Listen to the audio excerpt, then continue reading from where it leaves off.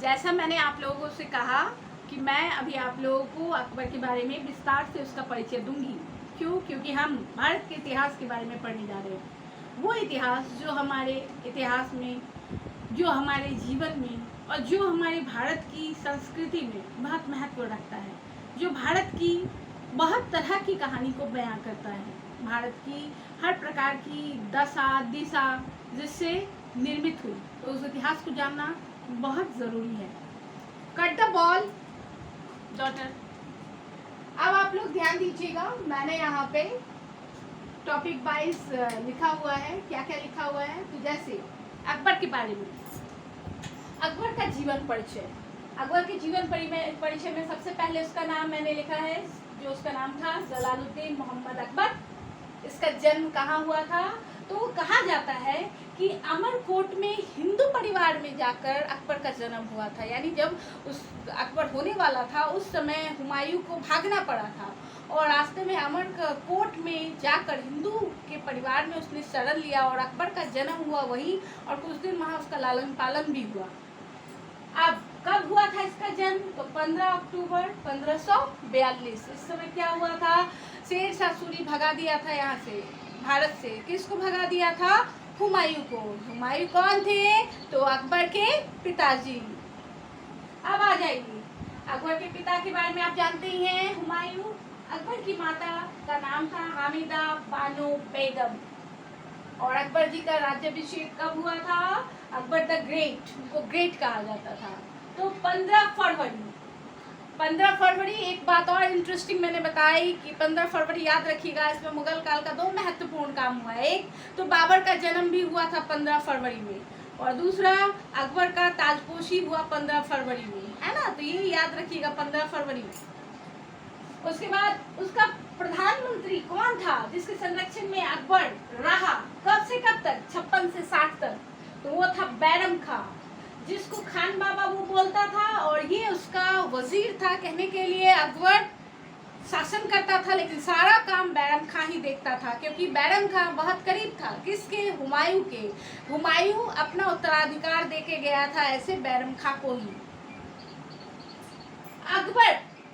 अकबर के दरबार में अबू फजल नाम के बहुत बड़े शायर कहिए, लेखक कहिए, उसके सिपा सलाहकार कहिए, तो उन्होंने किताब लिखी थी अकबरनामा, और उसमें भी बहुत कुछ अकबर के बारे में बताया गया है, जो कि हम लोग यहाँ पर पढ़ा भी रहे हैं। और उसमें बहुत तरह की फोटोज भी हैं, पिक्चर्स भी हैं, चित्रकारी उस समय भी होता था।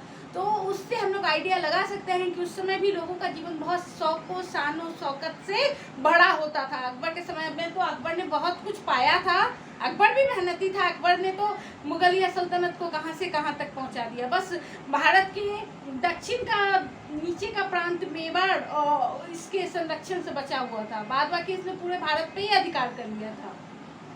उसके बाद आ जाइएगा बैरम खां, कब से कब तक इसका संरक्षण किया था? तो 1556 से लेकर 1560, यानी इस समय अकबर छोटा था, 14 साल का था, तो इतने दिन इसका शासन किया गया था, यानी 18 साल तक ये इसके साथ था। बैरम खां ने अकबर को अपना संरक्षण दिया, और क्यों दिया? क्योंकि उसके पिता ने, हुमायूं ने कहा था बैरम खां को कि मेरे पुत्र की जिम्मेदारी अब तुम्हारी, मुगलिया सल्तनत को बचाओ। तो बैरम खां ने भी बहुत नियम कानून से काम किया, और ये भी कहा जाता है कि बैरम खां एक समय अपना शक्ति का बहुत प्रयोग करने लगा था, और अकबर ने, ये भी कहा जाता है, इतिहास को पढ़ने से जानकारी होता है कि अकबर ने बैरम खां को मक्का मदीना जाने का परमिशन दिया कि आप मक्का मदीना आप चले जाइए, अब आप यहाँ मत रुकिए। वो भी अब नहीं चाहते थे कि ज़्यादा दिन बैरम खां हस्तक्षेप करे, क्योंकि बहुत दिन करते करते उनकी कुछ ऐसी नीतियाँ थी जिससे कि राज्य में बहुत तरह का विद्रोह हो रहा था। इसके कारण उसको अकबर ने अपने सेनापति से हटा भी दिया। ये भी बात है। और यहाँ पर मैं आपको बता रही हूँ, जो पानीपत का द्वितीय युद्ध हुआ 1556 में, और इस युद्ध में अकबर ने भारत की सत्ता को अपने हाथ में पुनः लिया, और इस समय से वो अपना कार्य विस्तार करना शुरू किया। बैरम खां ने अकबर चूंकि स्कूल नहीं जा सका था, स्कूल तो होता ही नहीं था, लेकिन किसी के पास भी शिक्षा दीक्षा करने नहीं जा सका था, कोई कौशल नहीं लेने जा सका था। क्यों? क्योंकि उसकी स्थिति उस समय वैसी नहीं थी, चारों तरफ से वो दुश्मनों से घिरा हुआ था। तो इस समय बैरम खान ने उसे बहुत शिक्षित, और मैंने कहा कि 1560 तक उसको हर क्षेत्र में उसका सहयोग करता रह गया।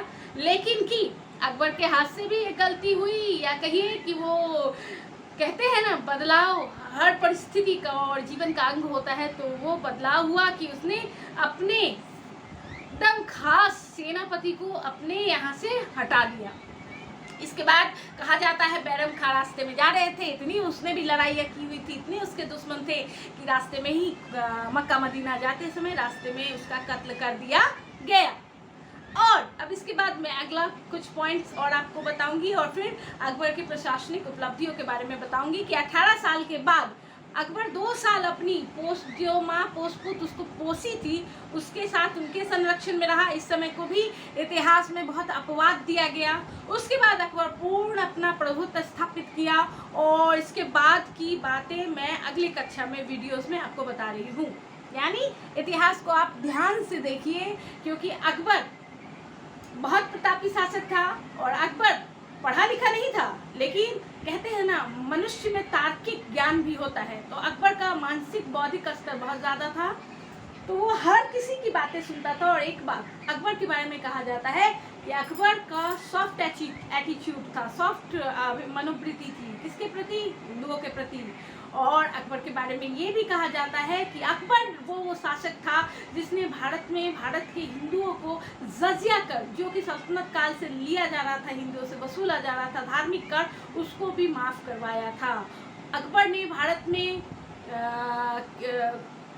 बहुत तरह के समाज में बदलाव किए, समाज की कुरीतियों को बदला। यानी शिक्षित नहीं होने के बावजूद भी बहुत ही ज़्यादा बुद्धिमान था वो।